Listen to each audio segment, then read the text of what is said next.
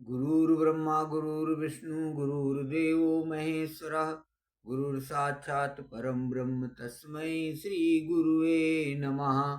अखण्डमण्डलाकारं व्याप्तं येन चराचरं तत्पदं दर्शितं येन तस्मै श्री गुरुवे नमः।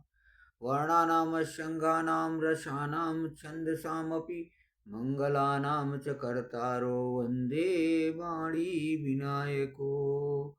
ओम राम रामेति रामेति रमे रामे मनोरमे सहस्रनाम तातुल्यम राम नाम वरानने। हे राधे वृषभानुभूप तने गंधर्विके राधिके, हे कृष्णानन पंकज भ्रमरिके कृष्ण प्रिय माधवी, हे वृंदावन नागरी गुणनिधे दामोदर प्रेयसी, हे श्री ललितादिके प्रिय सखी प्राणादिके, पाहि मां शरणागतं पाहि मां शरणागतं पाहि मां शरणागतं। वसुदेवसुतं कंसचारूणमर्दनं देवकी परमानन्दं कृष्णं वन्दे जगद्गुरुम्। ॐ ऐं सरस्वतये नमः। ओम नमो भगवते आंजनेयाय महाबलाय स्वाहा। श्रीकृष्णाय वयं नमः। श्रीकृष्णा शरणं मम।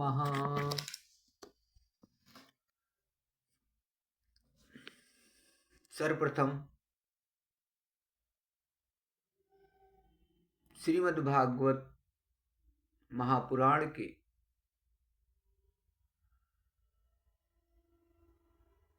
तृतीय स्कंध में वर्णित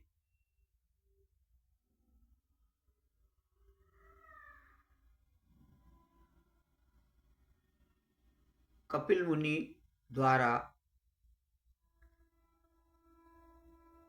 माता देवहूति के सामने भक्ति योग की महिमा का वर्णन करने के पहले आइए सर्वप्रथम अनंत विभूषित परमहंस ब्रह्मलीन अत्रि मुनि महाराज जी के चरणों में कोटि कोटि नमन करते हैं। आत्मामनाय अनंत विभूषित ब्रह्मलीन जगत गुरु शंकराचार्य स्वामी माधवानंद सरस्वती महाराज जी के चरणों में कोटि कोटि नमन करते हैं।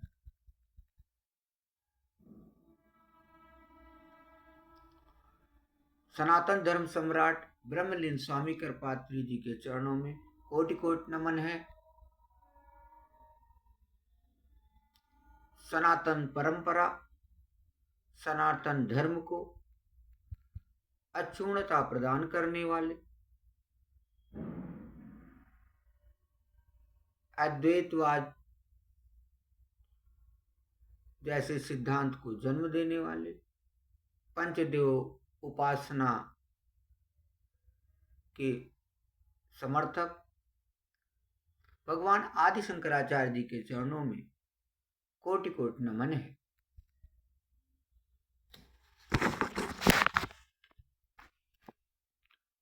सर्वप्रथम कथा में प्रवेश करने के पहले आइए भगवान नारायण का संकीर्तन करते हैं।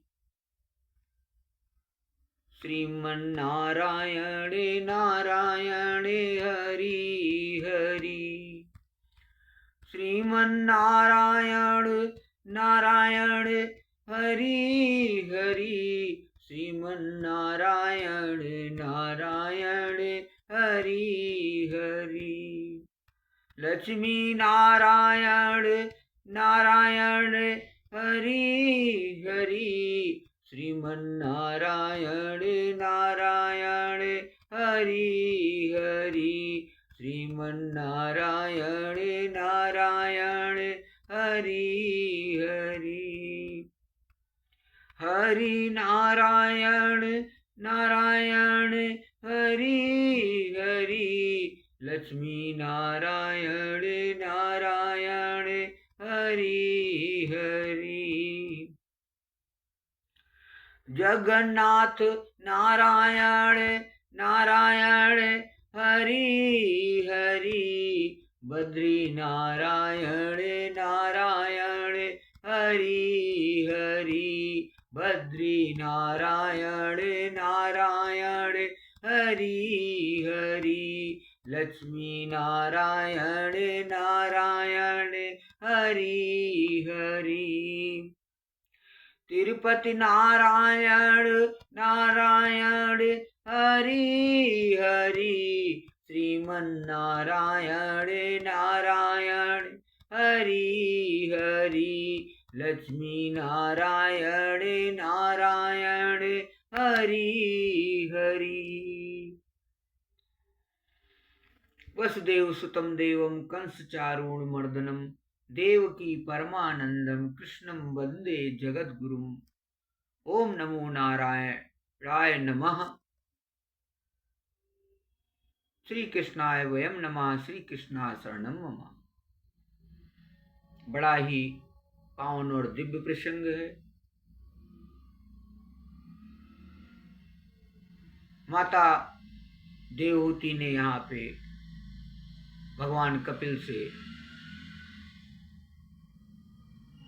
भक्ति योग के बारे में पूछा है। बड़ा ही माता देवहूति ने कहा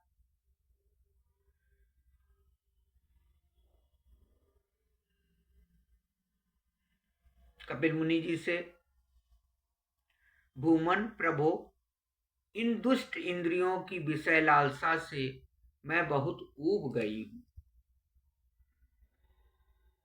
और इनकी इच्छा पूरी करते रहने से ही घोर अज्ञानांधकार में पड़ी हुई हूं। जैसे हम लोग अनंत जन्मों से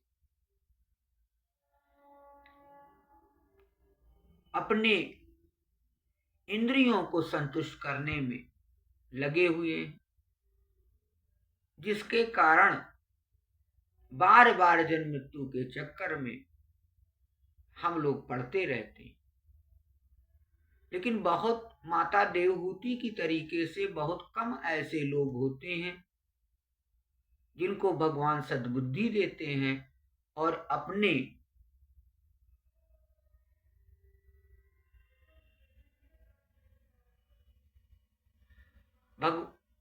मोक्ष के बारे में, भगवान को प्राप्त करने के बारे में, आवागमन के मार्ग से मुक्त होने के बारे में सोचते हैं।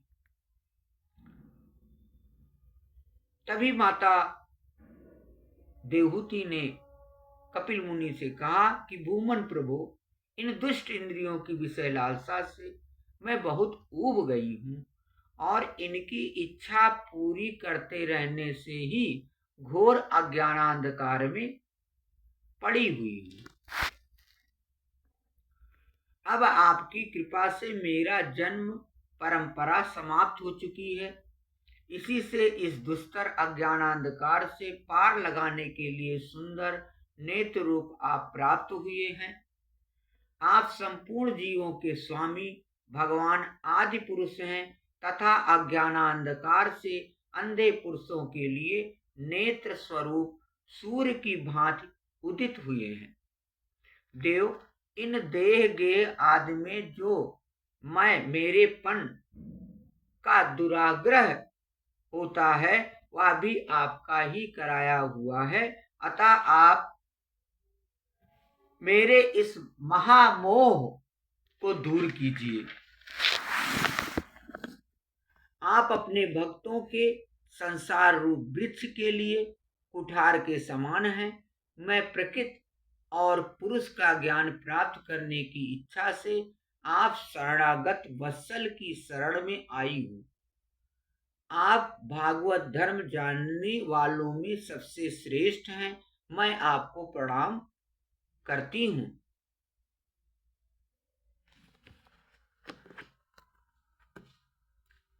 अब यहाँ पे दे और गे से छुड़ाने की बात माता देवहूति ने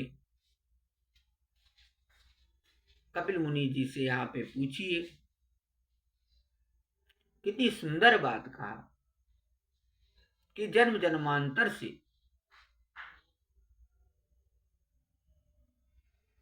देह गेह के चक्कर में पड़ी हुई हूं और हर जन्म में खाली इंद्रियों को सुख प्राप्त कराते कराते मैं परेशान हो चुकी हूं। और ये तभी इस परेशानी से मुक्ति मिल सकती है जब मैं जन्म मृत्यु के आवागमन के मार्ग से मुक्त हूं और अध्यात्म रूपी जो प्रभु हैं उनको किस प्रकार मैं प्राप्त करूं, ऐसा सदगति को प्राप्त कराने वाले मार्ग का आप वर्णन करिए। और वो सर्वश्रेष्ठ मार्ग भक्ति योग का ही है। जब ऐसा माता देवहूति ने प्रश्न किया है तो भगवान कपिल ने कहा, माता, यह मेरा निश्चय है कि अध्यात्म योग ही मनुष्यों के आत्यांतिक कल्याण का मुख्य साधन है। बड़ा ही सुंदर बात यहाँ कही भगवान कपिल ने। श्रीमद् भगवद गीता भी कहती है, अक्षरम परम ब्रह्म स्वभाव अध्यात्म उच्यते। भगवान को प्राप्त करना है तो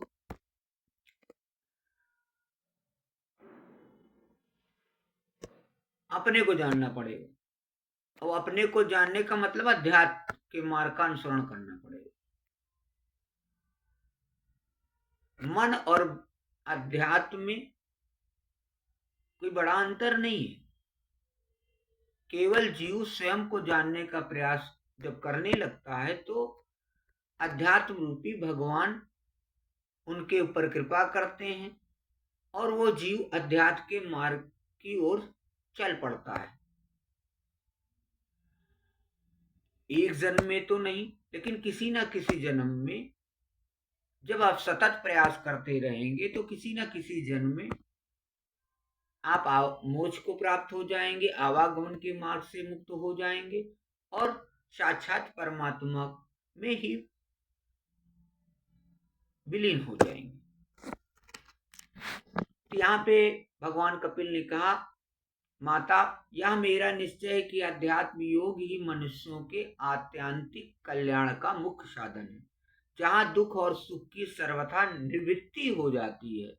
साध्वी सब अंगों से संपन्न उस योग का मैंने पहले नारदादि ऋषियों के सामने उनकी सुनने की इच्छा होने पर वर्णन किया था, वही अब मैं आपको सुनाता हूँ।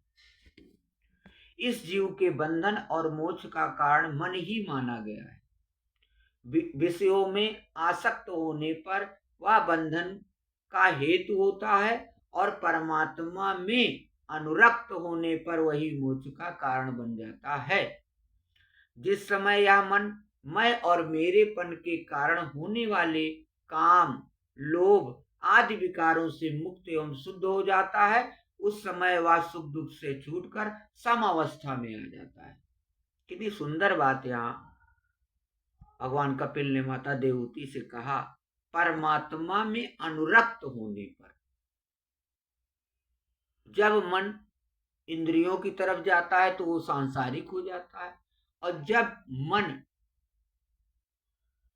आत्मा की ओर जाता है तो परमात्मा में विलीन हो जाता है।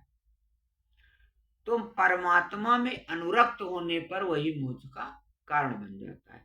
जिस समय यह मन मैं और मेरेपन के कारण होने वाले काम, लोभ आदि विकारों से मुक्त एवं शुद्ध हो जाता है, उस समय वह सुख दुख से छूटकर सम अवस्था में आ जाता है।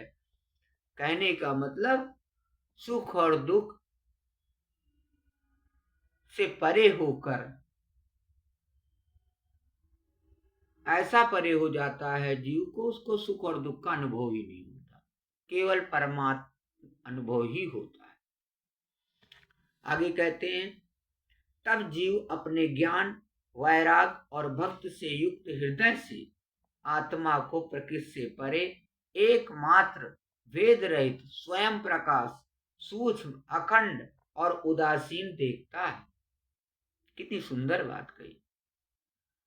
ज्ञान, कितनी बड़ी बात है यहाँ पे कि जीव अपने ज्ञान वैराग और भक्ति से युक्त हृदय से आत्मा को प्रकृति से परे, मतलब प्रकृति से परे का मतलब प्रकृति के 3 गुणों में, प्रकृति के 3 गुण हैं, सतोगुण रजोगुण तमोगुण, उनसे भी परे एकमात्र अद्वितीय वेद रहित स्वयं प्रकाश सूक्ष्म अखंड और उदासीन देखता है तथा प्रकृति को शक्तिहीन अनुभव करता है। योगियों के लिए भगवत प्राप्ति के निमित्त सर्वात्मा श्री हरि के प्रति की हुई भक्ति के समान कोई मंगल मार्ग नहीं है। विवेकी जन संग या आसक्ति को ही आत्मा का अच्छेद बंधन मानते हैं, किंतु वही संग या आसक्ति जब संतों महापुरुषों के प्रति हो जाती है तो मोक्ष का खुला द्वार बन जाती है। इसीलिए सद्विचारों से युक्त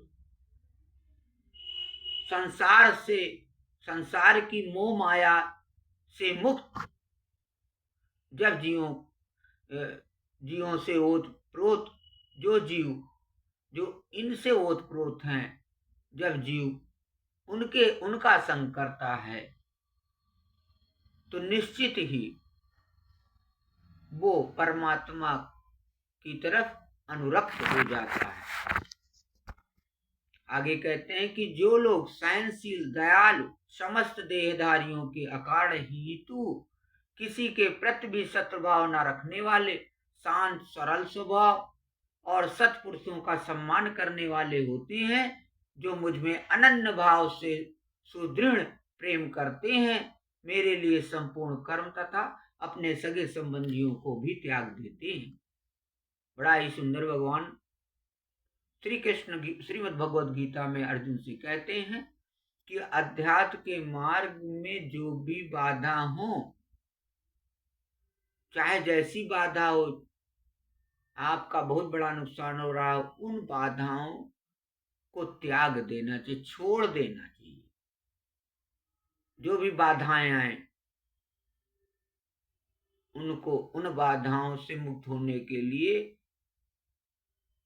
उन पर अनुरक्त ना हो। जो भी बाधाएं, चाहे जितनी आपका नुकसान हो जाए, चाहे जितना आप मोह माया से जुड़े होंगे, उनको निकाल के फेंक देना चाहिए। निकाल के फेंकने का मतलब है मन से निकाल देना चाहिए।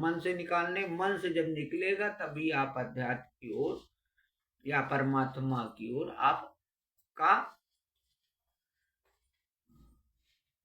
मोह हो जाएगा, अनुरक्त हो जाएंगे, परमात्मा से ही अनुराग करेंगे।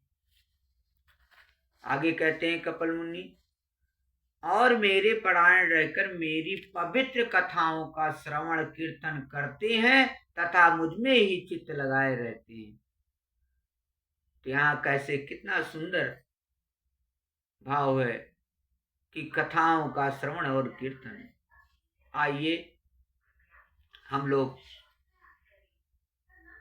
थोड़ी देर संकीर्तन करते हैं। हरे कृष्ण कृष्ण कृष्ण हरे हरे, हरे कृष्ण कृष्ण हरे हरे, हरे राम राम राम हरे हरे, हरे कृष्ण कृष्ण कृष्ण हरे हरे, हरे राम राम राम हरे हरे, हरे कृष्ण कृष्ण कृष्ण हरे हरे, हरे राम राम राम हरे हरे, श्री कृष्ण गोविंद हरे मुरारे, हे नाथ नारायण वासुदेवा, हरे कृष्ण हरे कृष्ण कृष्ण कृष्ण हरे हरे, हरे राम राम राम हरे हरे, हरे कृष्ण कृष्ण कृष्ण हरे हरे, हरे राम राम राम हरे हरे। आगे कहते हैं यहाँ पे कपिल मुनि जी कि उन भक्तों को संसार के तरह तरह के ताप कोई कष्ट नहीं पहुंचाते हैं। साध्वी ऐसे ऐसे सर्व संग परित्यागी महापुरुष ही साधु होते हैं, तुम्हें उन्हीं के संग की इच्छा करनी चाहिए, क्योंकि वे आसक्ति से उत्पन्न सभी दोषों को हर लेने वाले। यहां बड़ा सुंदर कह रहे हैं भगवान,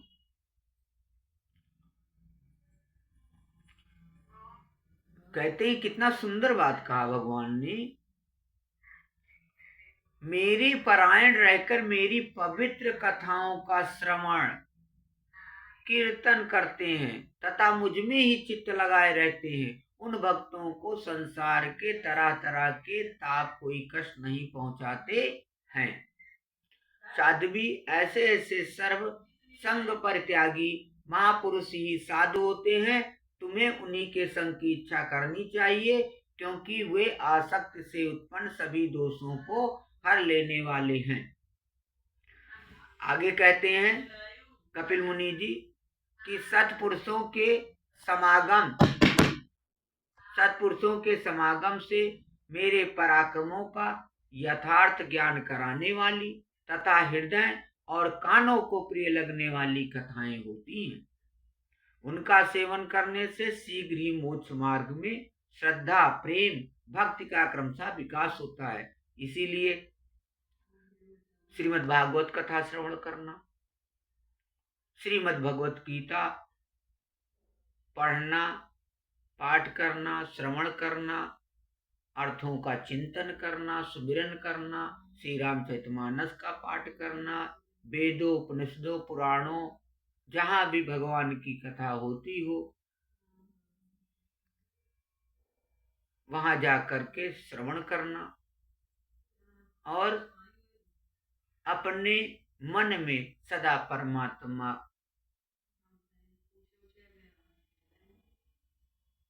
का ध्यान लगाना और मन में परमात्मा का ही सतत चिंतन करने का प्रयास करना, तभी मोक्ष के मार्ग, जो मोक्ष का मार्ग है, उस मार्ग की ओर आप सनह सनह चलने लगेंगे। एक समय आएगा सनह सनह चलते चलते सतत एक ही जन्म में नहीं कई जन्मों के प्रयास के बाद ही आप मोक्ष मार्ग को प्राप्त कर जाते हैं। फिर आगे कहते हैं कपिल मुनि जी कि फिर मेरी सृष्टि आदि लीलाओं का चिंतन करने से प्राप्त हुई भक्त के द्वारा लौकिक एवं पारलौकिक सुखों में वैराग हो जाने पर मनुष्य सावधानता पूर्वक योग के भक्ति प्रदान सरल उपायों से समाहित होकर मनोनिग्रह के लिए यत्न करेगा।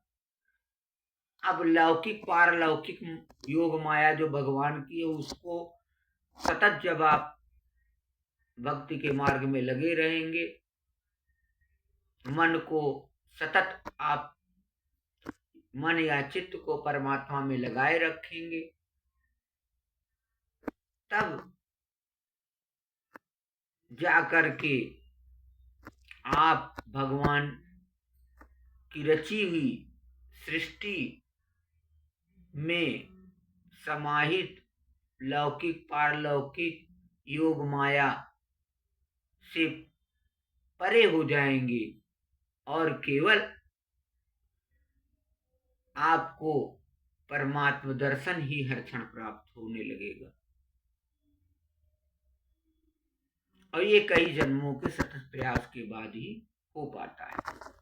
इस प्रकार प्रकृति के गुणों से उत्पन्न हुए, यहाँ कपिल मुनि जी आगे बता रहे हैं कि इस प्रकार प्रकृति के गुणों से उत्पन्न हुए शब्दादि विषयों का त्याग करने से। अब प्रकृति के गुण क्या है, हमने बताया ना, सतोगुण रजोगुण तमोगुण। प्रकृति के गुणों से उत्पन्न हुए शब्दादि विषयों का त्याग करने से, वैराग्य युक्त ज्ञान से, योग से और मेरे प्रति की हुई सुदृढ़ भक्ति से मनुष्य मुझ अपने अंतरात्मा को इस देह में ही प्राप्त कर लेता है। बोलो कृष्ण भगवान की जय, बोलो राधा रानी की जय।